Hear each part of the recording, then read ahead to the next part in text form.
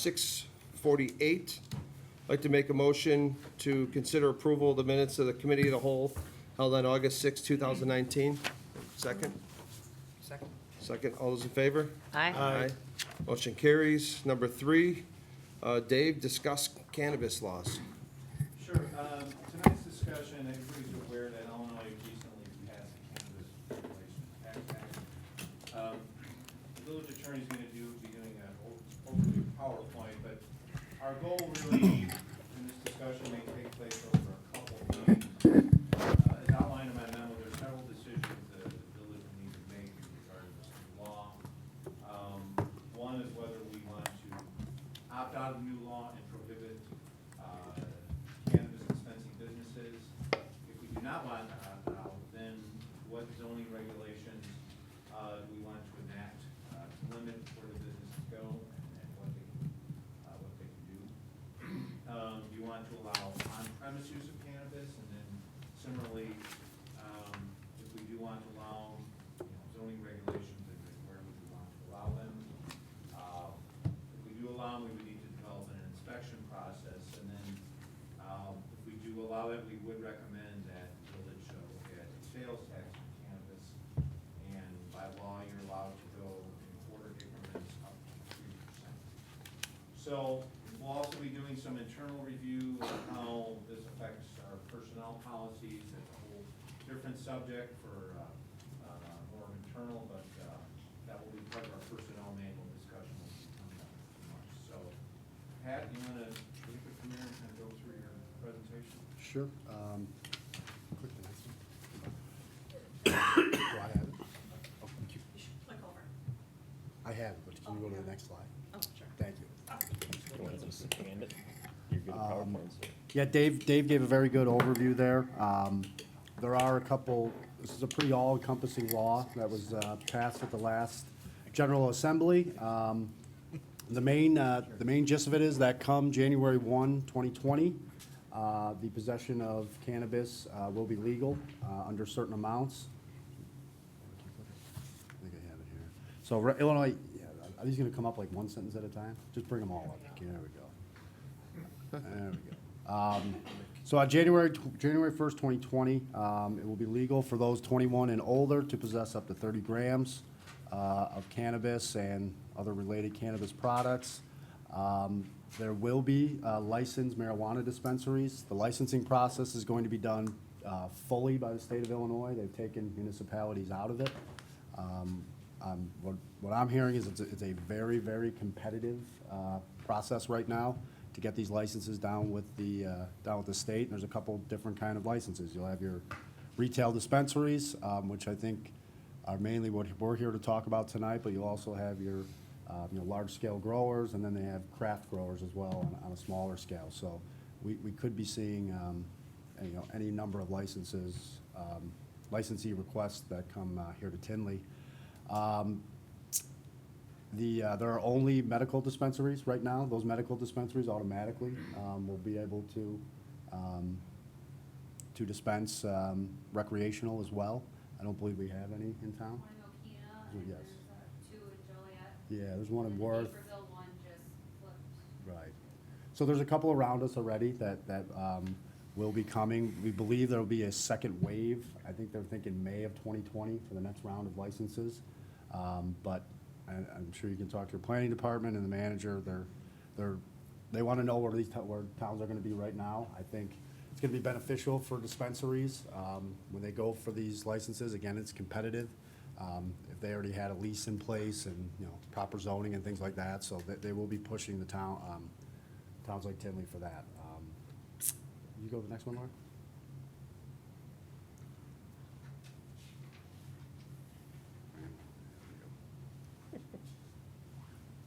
To help you concentrate. So again, the licensing is going to be done fully by the state. It's out of our hands. We can't get into the licensing. And as I talked earlier, these you're going to have craft growers, infusers, transporters, dispensaries. So again, all-encompassing law. There's the estimates that 295 dispensing organizations by the end of 2020. I'd imagine there's probably 5 times that applying for those licenses.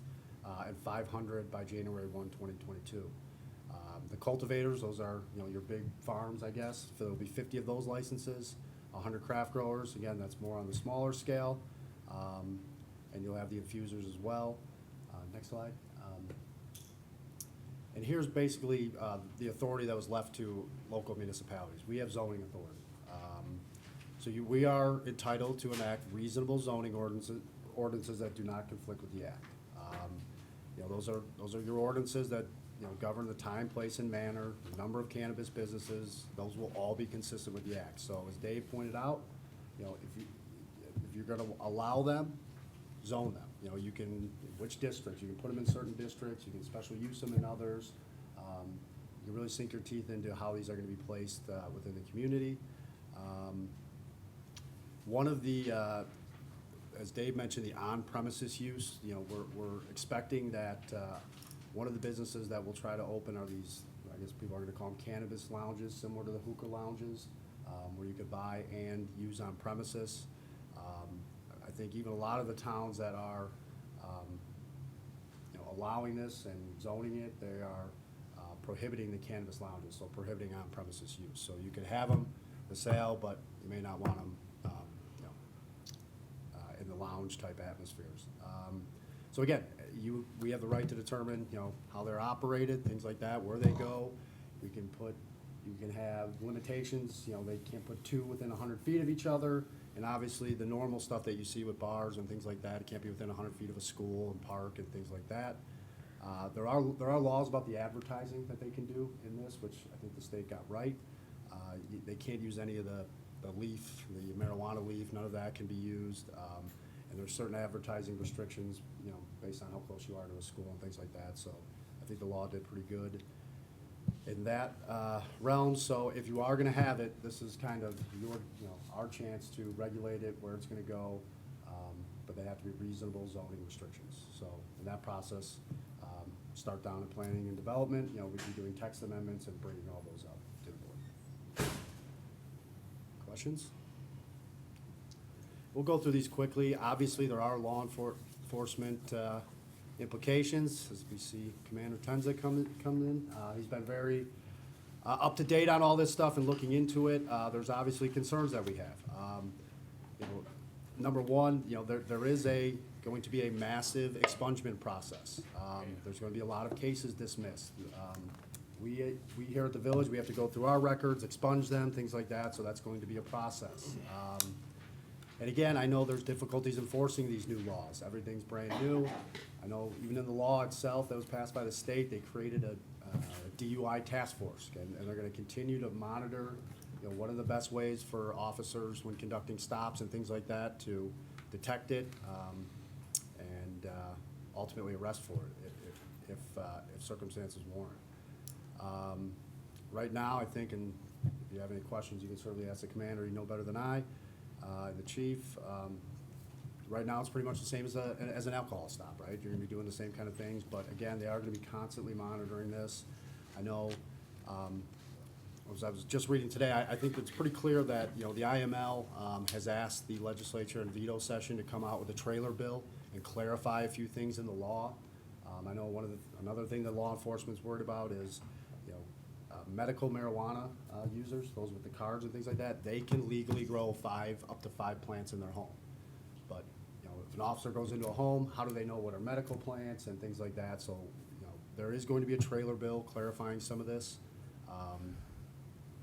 So we're interested to see what that is, but I know your department is up to speed on all this stuff. So, Can bounce back to the zoning application of it. If we proceed with this, can a location apply if they were to be a restaurant, cafe kind of thing?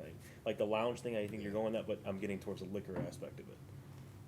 Is there anything in the bill that, in reference to the liquor commissioner's office, that should be made aware of? there's not, because remember, in the liquor area, state law gives the power to the local liquor authority. commissioner. Here, they've taken it all. They're doing all the licensing, and again, it's extremely competitive.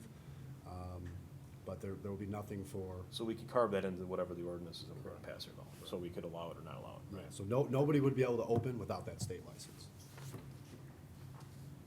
Okay, next slide. I don't think they mix the two, but I don't think people that are gonna be smoking marijuana are gonna be drinking at the same time, but I think it, more or less, I'm getting to the video gaming aspect of it. That would be their way around it, right? You still have They to have have a a pour pour license, license, right. correct, yeah. There may be pizzas and burritos. Could be. Fine. The chief has a couple ideas for businesses.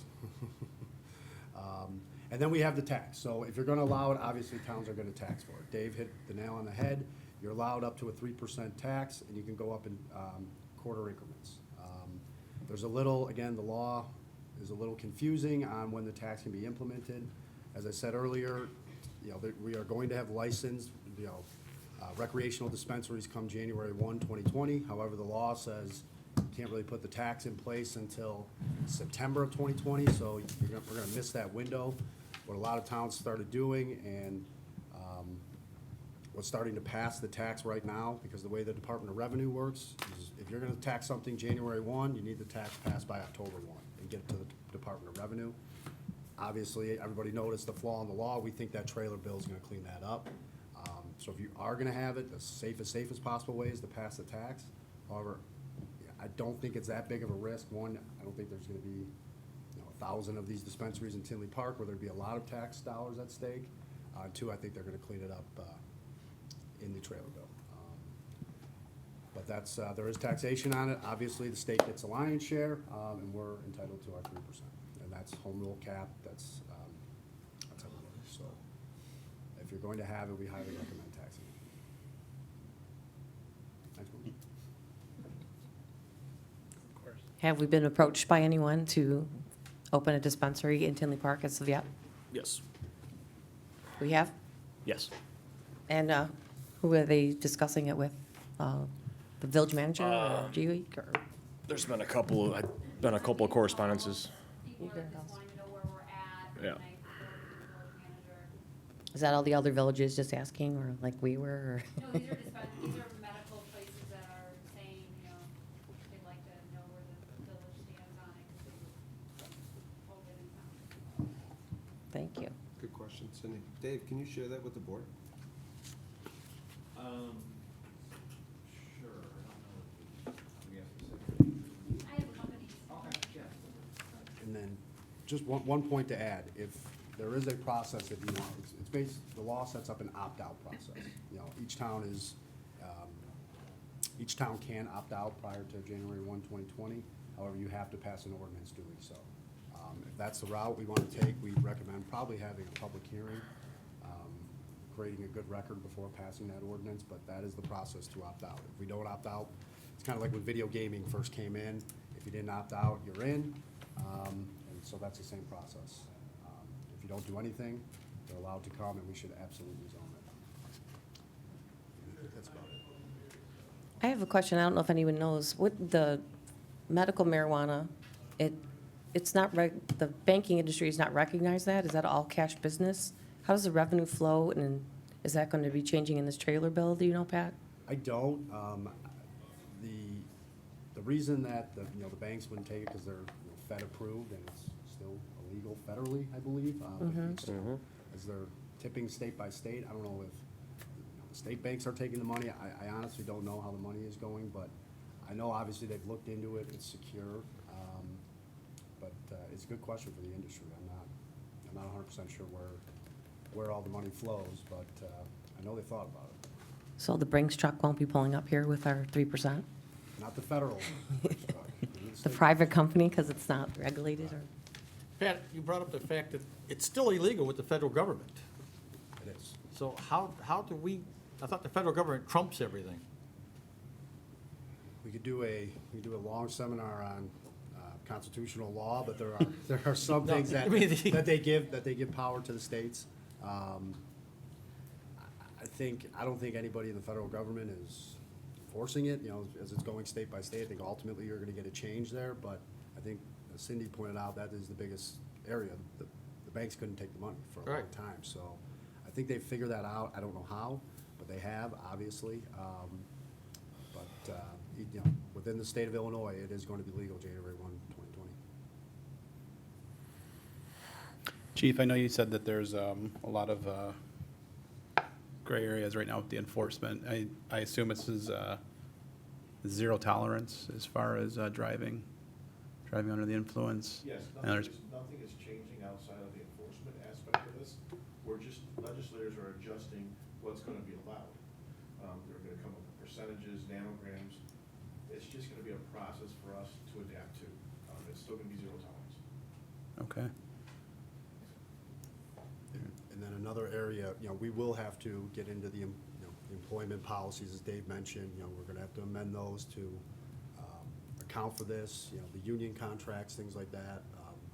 So this is an all-encompassing change. Whether Tinley wants the dispensaries or not, we're gonna have to handle it on an employment level, no matter what. You don't have to change your employment rules, though, even if this is passed, right? I mean, we don't have to allow employees to. That's right. That's right, but we'd wanna, I think, specifically put in there that it's also prohibited. Same as alcohol. I think you'd Oh, I wanna understand. track out, Okay. driving, I think some, Okay, I get it. employees driving and things like that. But no, we wouldn't allow, we wouldn't Yeah. change it to allow. That'd be something.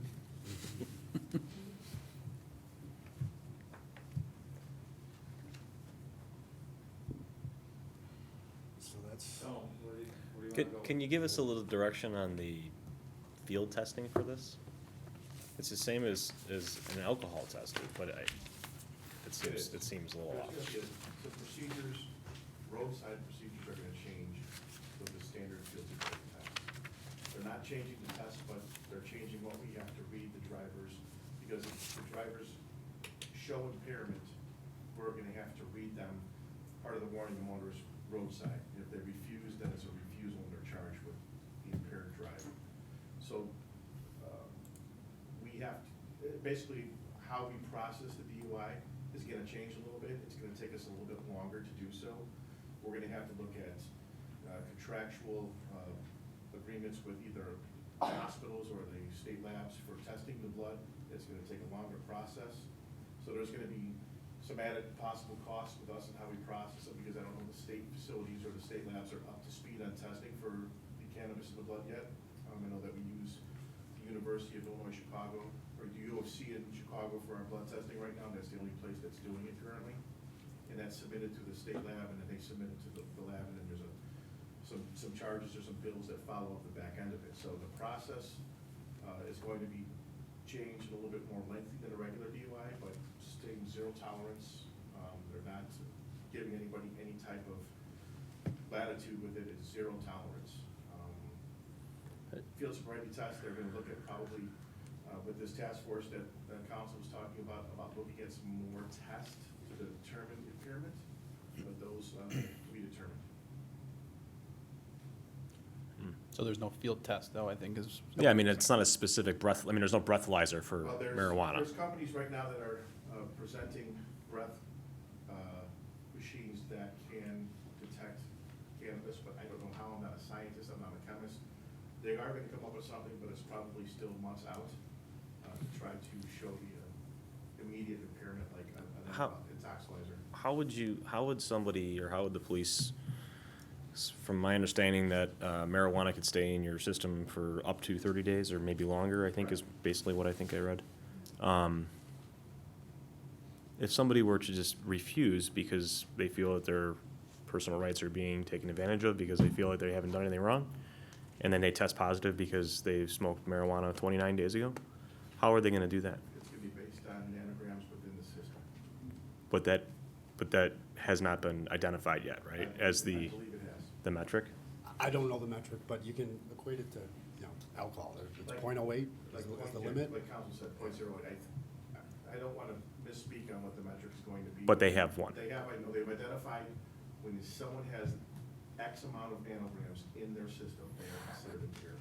Just like when you were at .08, Mhm. the blood alcohol content, you are considered impaired. Whether you drank 2 days ago or Correct. whatever. Got it. Now, you have to understand, remember, that's just the standard. If they can be less than the .08 or less than the metric for nanograms and still be impaired and charged. We can charge them under the influence. Some of the, and administrative statutes won't come into play because they would not have met that standard or that metrics. Yeah, and so, yeah, as you can see, your department's on it, and we're gonna continue to monitor it with them. I know in your packet, I want you guys to, I think, I have a follow-up question. yeah, oh, sorry. I have a follow-up. So can you walk me through the process right now, currently, if somebody's pulled over for DUI based off the alcohol, and there was no breathalyzer that was performed, and they did a field sobriety, so they walked the line or whatever the hell they do, I don't know. In the court of law, do those get thrown out over an actual testing of breathalyzer? What's the percentage of those getting tossed for a variety of reasons? You're saying if someone refuses field sobriety test, how are we? Well, I don't know what the protocols are currently. Is it a breathalyzer 100% of the time, or do they just say, we'll just do a field sobriety? You have the right as an operator to either take the test or refuse it, and there's obviously penalties if you refuse. With the cannabis, they're putting the burden on law enforcement to prove impairment at the stop. That's what I'm getting to. That's.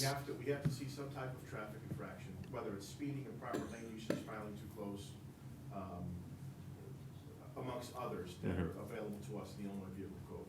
When we make that approach and we start engaging the driver and we determine that we believe or determine that he's under the influence, they are giving us a little bit more substance, because at that point, we have to read them what's called the warning to motorists for the under the influence of cannabis portion of the field sobriety testing procedures. And if they refuse at that time, their privileges are going to be affected administratively, and they're going to be arrested criminally. Okay. The reason I bring this up, Commander, is that if it's going to take that much more time and less efficient to do these, charging for what are they, under the influence, right? And it goes to court and the judge rules because whatever variables are in the report from the field sobriety, because there's not that accurate breathalyzer like everybody uses, right? I mean, that's less likely to get thrown out. Do you see my point? I don't want the police departments to have to go down this. I mean, if there's a way that we could start telling our lobbyists to lobby something for this trailer bill for you guys, I think that's the best. Council can back me up on this. You're starting to see a change across the country, make it a little bit more difficult to prove impairment. They're requiring us to get search warrants for blood and urine now. They're challenging the implied consent across the country. So there is a movement to challenge how we're enforcing DUIs currently.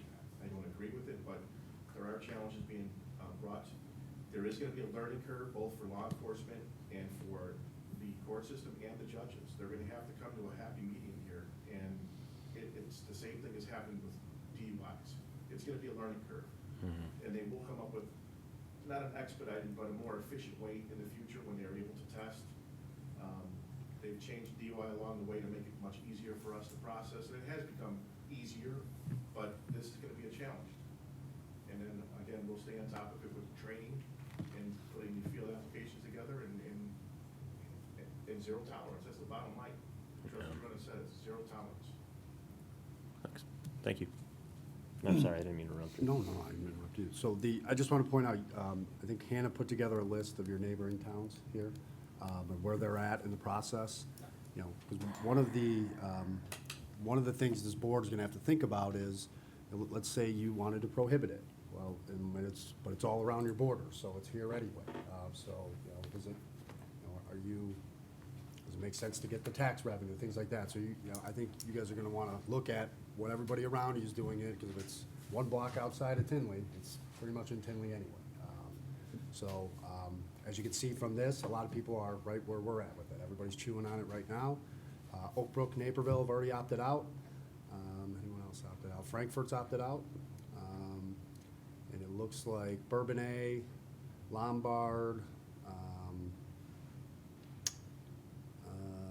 Crestwood, looks like those towns are leaning towards in. The wind I feel out there is that most towns are leaning towards having it. But some are certainly have opted out already, so. I thought Naperville's officially out. They passed Well, it out, they now up- they're talking about it again. Yeah, I mean, it's been passed, but now they're back to the. What everybody's equating it to is video gaming. When video gaming came in, because it's the same opt-out provision, and a lot of the towns that did opt out, their neighbors had it, and then they were kind of like, well, we're not getting the tax revenue, so we might as well. You know, it's, as time goes on, you'd have to imagine that this becomes, you know, more and more part of everyday life, and, you know, if it's all around you. But again, that's something we'll have to monitor for you guys, but, you know, again, the state takes the lion's share of the taxation, and we're capped at 3%. So that's, I don't, I'm sure Brad could tell you the numbers better, but I wouldn't expect a windfall or anything like that, right, Brad? I mean, from this tax, I mean, it's not gonna be a windfall, right, so. But I think staff's looking for, is it a hard no at this point, move on, do you wanna see some zoning regulations? I think it's kinda at this point, is it, Or do you want more public input? I understand there's lots.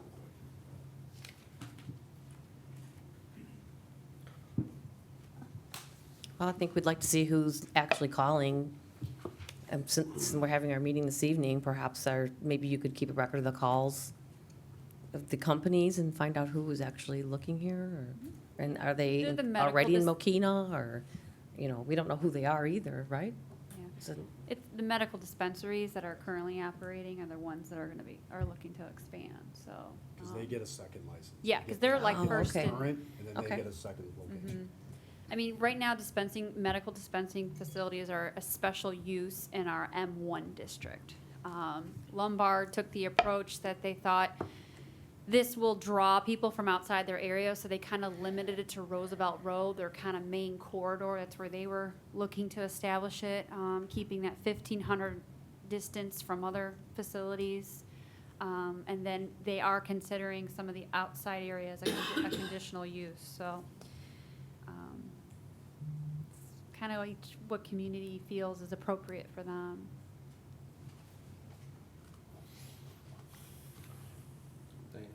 Does anybody have just a general opinion? I mean, can we do that? At least, I mean, not asking you for your yes or no, but Diane, do you have anything you wanna add?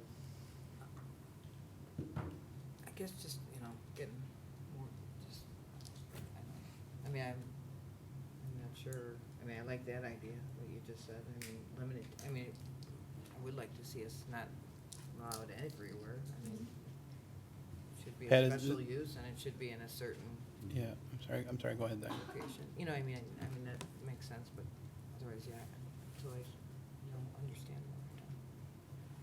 Pat, is there any zoning right now that we have an idea of where this might make sense, or is this are there any other towns that, Yeah, you I know think of? you're gonna have two competing thoughts there, right? The dispensaries are gonna wanna have prime retail spots, right? They're gonna wanna be on Harlem, you know, they're gonna wanna be seen. A lot of towns are, you know, kinda looking towards their manufacturing districts, cause that's where a lot of the medicals were put. You know, I think ultimately they'll accept that, cause they're gonna have to. But, you know, then the thought kinda becomes, well, if they're here, you know, you want them to do well, to make money, to get tax revenue for the village. So that's something you guys will have to think about, but I think a lot of the towns that, you know, I'm involved with that are thinking, the first thought is kind of, do we have these manufacturing districts that are a little bit off the beaten path that might work? And a lot of times, those are not near schools and things like that, so a lot of times they make sense. I don't know, Kimberly, have you guys thought about, we're at M1 right now? I thought right? anywhere, the major arterial roads, so 159th, you know, maybe Harlem. But I guess the concern would be proximity to residential would be where we would look at that. And I can do maps that show proximity to daycares and schools to kind of show us where we think, you know, there might be concern, and that might help us limit the corridors a little bit too. So is there rules on bars currently? Anyone serving alcohol? No, I know there's state rules about so many feet from a park or a school. I mean, one, I would think we're gonna mirror that, right? I mean, Yeah, the state law has that. Yeah. It's the 100 feet or whatever, that, what I think, if we are gonna go down the zoning road, that, obviously, that will apply I think it's 100 feet from schools and things like that. That's usually the standard. But you can also put, you know, you can't have two dispensaries within 200 feet of each other, you know? You don't wanna load up 159th Street or something like that, so that's a thought you can have too. For me, I think we need more information. If the board did decide to do it, I think we should put a cap on it and stick to it. I'm not for something like this in a strip mall where they're by homes like 159th, as you mentioned. I'd be 100% against that. I was thinking when we first got this email, you know, Devon Drive or something like that, where it's not open to the public. You know, as they're driving by, as they see someone walking out with their nice, with their package of marijuana, I think that looks kind of tacky. So I think we should, I think we gotta be specific on where it goes. And just maybe get us some more information about it compared to the, you know, the street weed compared to this. Is there differences? Are people still gonna be able to get it? Is this gonna be priced so high where it's not even worth it, you know, because it's regulated? No text. Where people won't even wanna, you know, get it from there anyways, except people that medically need it. So, I don't know. State That's- of Illinois certainly hopes not. I can tell you that. Yeah. I agree with all that, and I personally am against the lounges altogether. I don't think we should be exploring that as an option. But I agree with the cap, and it should be less than, you know, one hand worth. Should be pretty small cap. Bill? I don't, Agree. Oh, sorry. I don't want to see Bill any two. lounge. Go ahead. I don't want to see any lounges. I'm against the lounges. I just would like to see before, you know, we explore a little further and see where these can actually go. I agree with you back in the Devon Drive kind of area. I've been thinking just of other areas that might make sense, but I'm completely against the lounges. So, the other bill. I agree with the other bill. No lounges, okay, and a cap as well, you know, and stick to it. That's good. Jake? I mean, I could go either way on it, honestly. I think there's arguments in the positive, there's arguments in the negative, and I think everything that you've said is pretty much if the board were to consider this, I think those are absolutely the right ideas to move forward. I think you guys are on a good path. It's good to get some direction. Any opinions from Chief or Commander Tenza? Worth has one on Harlem Avenue. It's a converted car lot.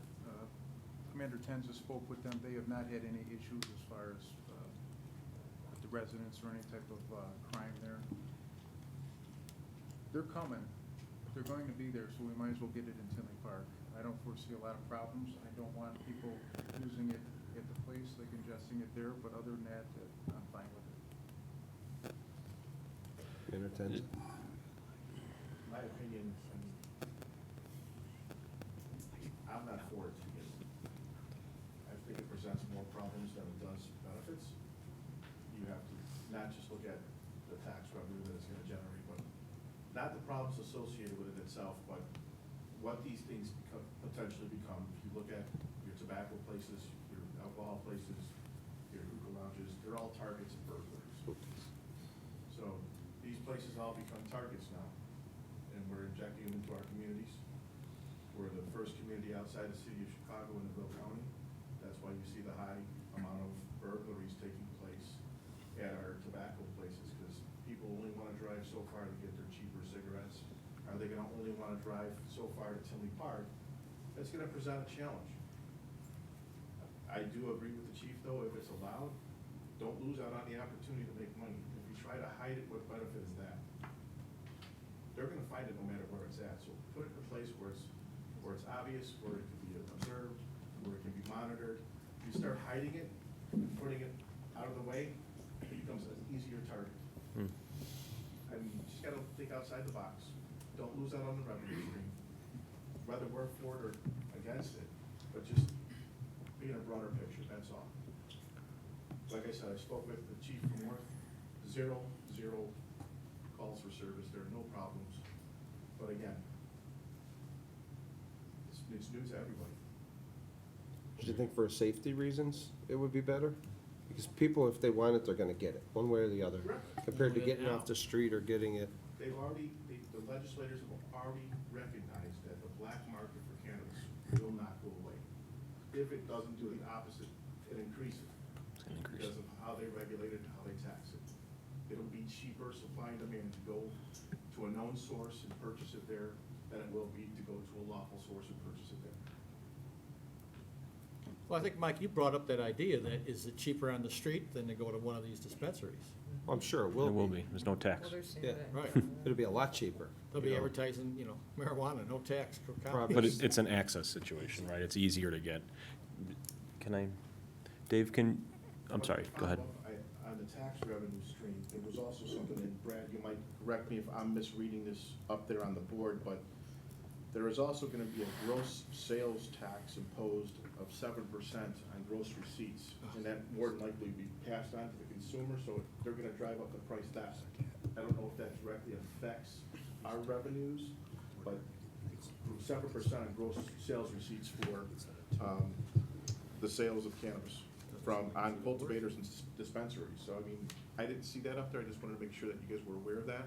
And I don't know if it has a bearing or not.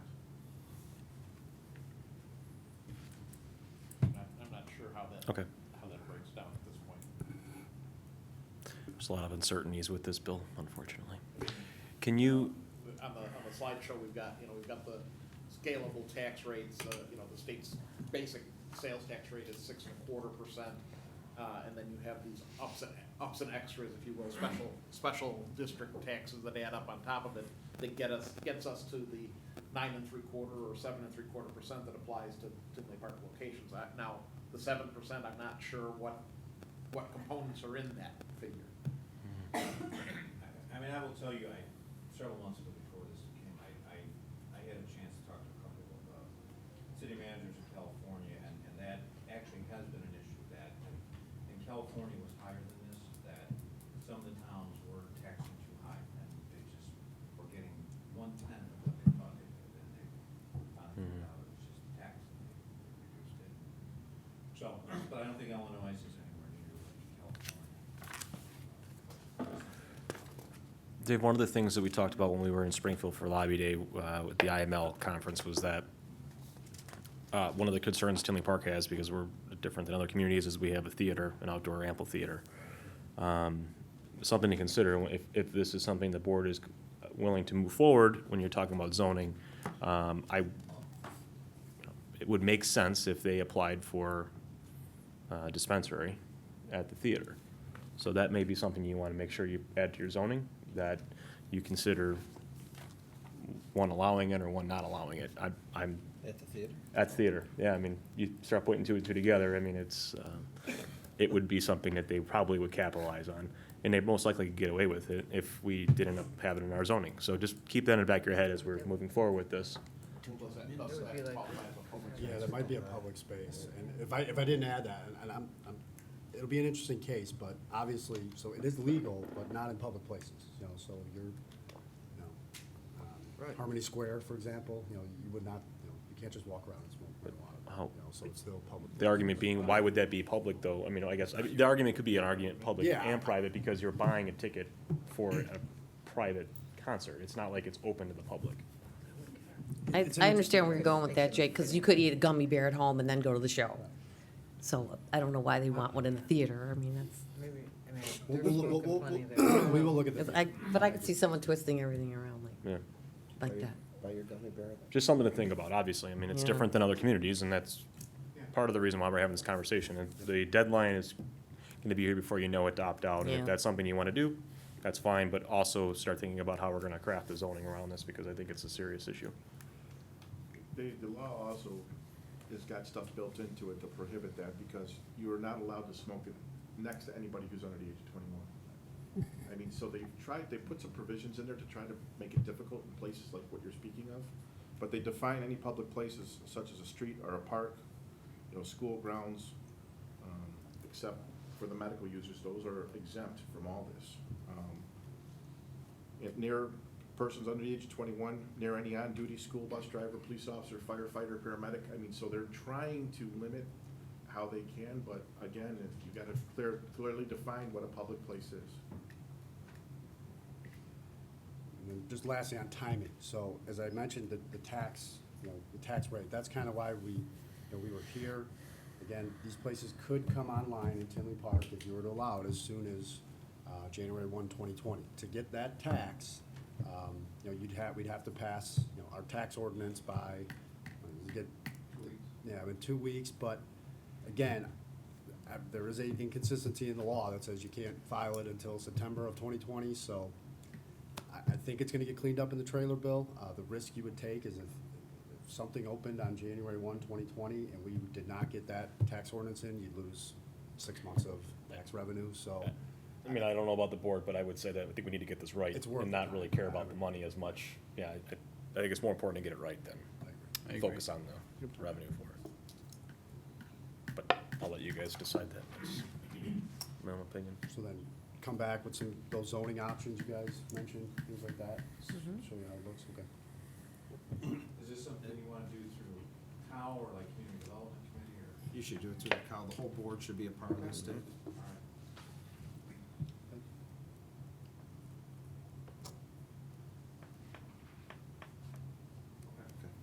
Anybody else?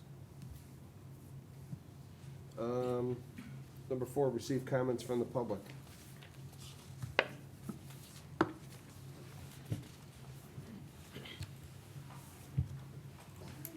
The tax revenue thing going up there, that was interesting, because I want to address that. Sorry, good evening.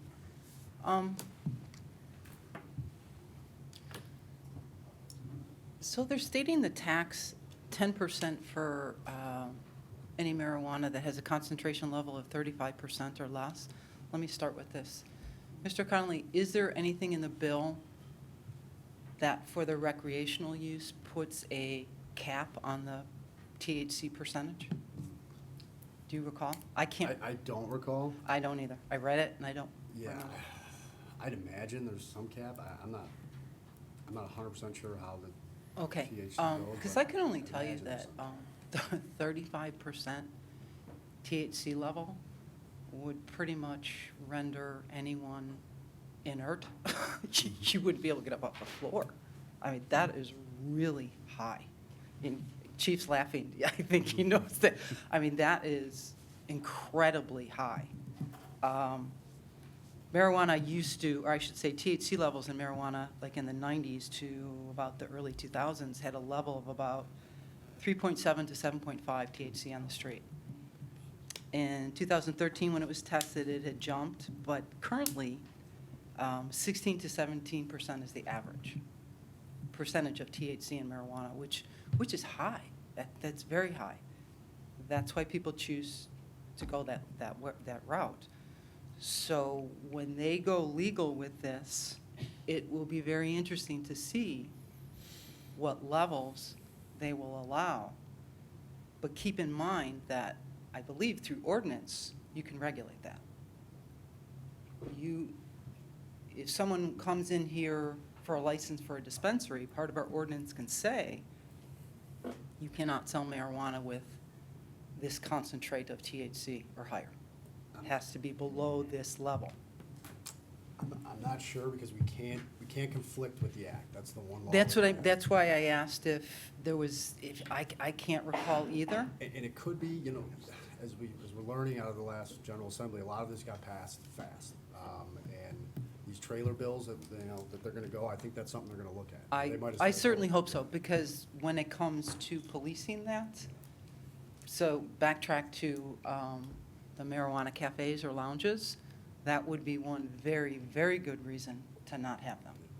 If someone were to ingest marijuana with a level of 30% THC, they'd be crawling out of the place trying to get to their car. You wouldn't have to worry about speeding. You'd have to worry about them going 10 miles an hour, causing an accident that way.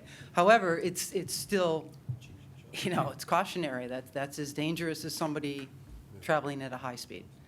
But I do think it will still be on the street. There's no two ways around it. However, by regulating it, I think for many people, they'll go that route simply because it's easier to obtain.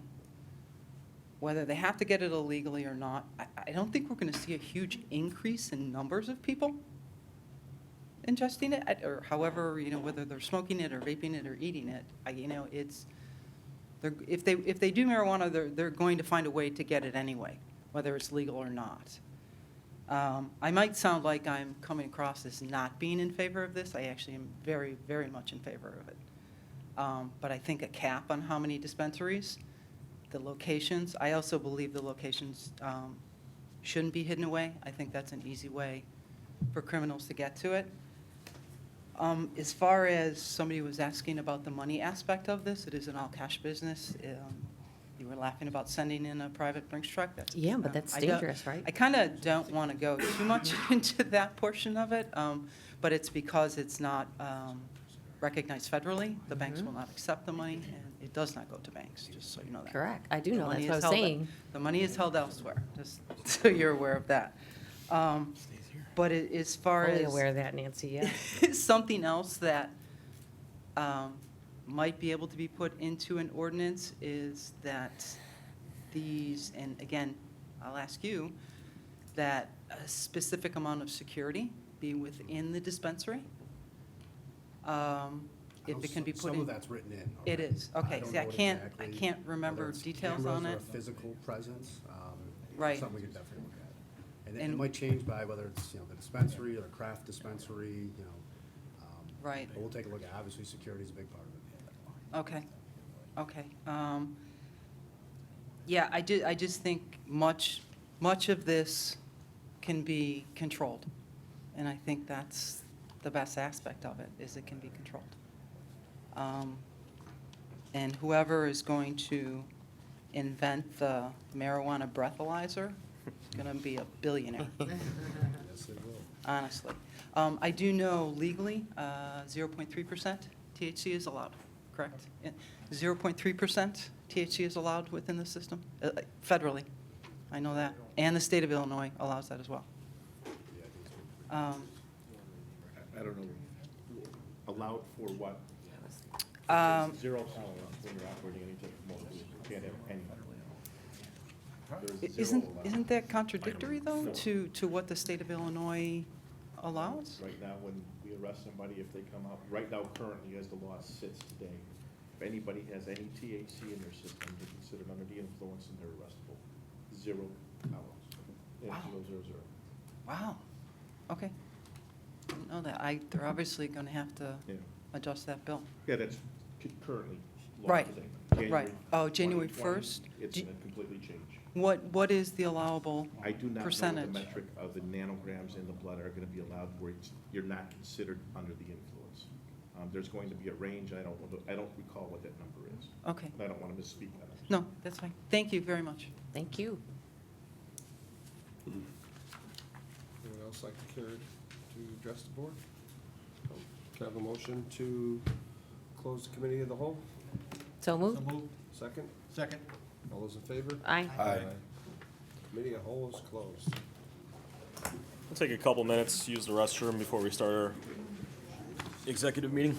I meant the Brinks truck as well.